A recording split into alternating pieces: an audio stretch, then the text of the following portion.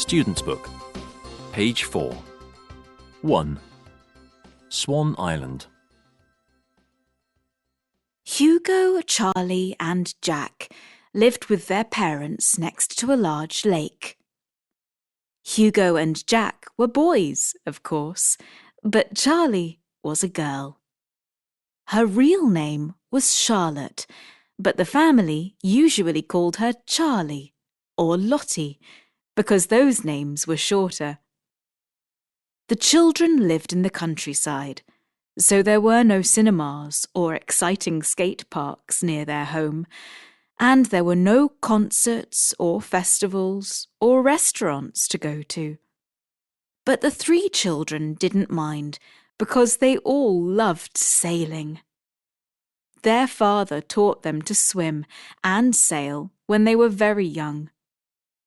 Hugo and Charlie were brilliant at sailing, but Jack needed more practice. There was an island in the middle of the lake. The children called it Swan Island because once, only once, they found a swan's nest there. They often sailed across the water to it. When they got to the island, they sometimes made a fire there and cooked meatballs or sausages. Some nights they stayed on the island in their father's old tent. They were never afraid of sailing to the island by themselves or frightened of sleeping there alone on dark, cold nights. While they were having breakfast last Sunday, the children decided to take a picnic to Swan Island. Hugo carried a backpack that was full of food, and Charlie and Jack carried everything else they needed down the steps to the water. "It's quite windy today, isn't it?" Jack said. "Yes, but the wind's coming from the north.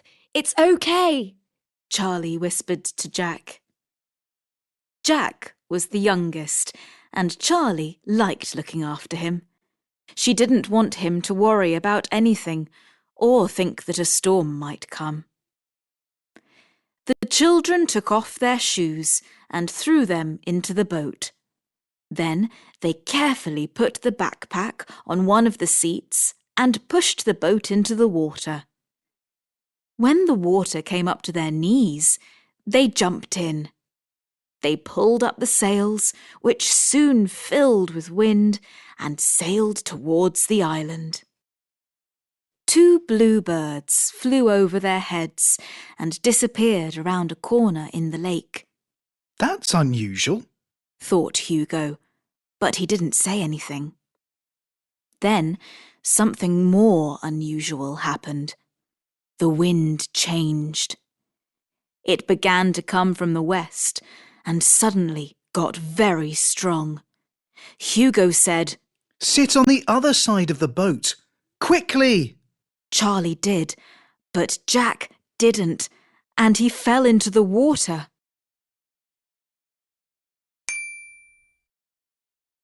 Jack was quite good at swimming, but the waves were getting higher every minute.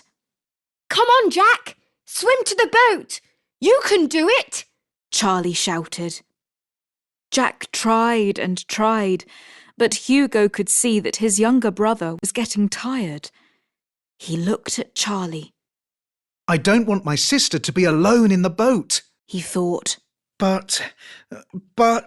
Then, "Help!" Charlie shouted. Suddenly, a huge pirate ship appeared from behind Swan Island. It was moving really fast. Hugo and Charlie could only see 2 pirates on the ship. Both pirates quickly jumped into the water and helped Jack get back into the children's sailing boat. All right now, Jack, they asked. "Yes, I'm sorry for falling in. Thank you so much," Jack said. The wind stopped blowing so hard and changed again. "It's coming from the east. No, it's coming from the north again," Hugo said. The taller pirate looked up at the flag to see, and the shorter pirate put her finger up in the air to feel the wind.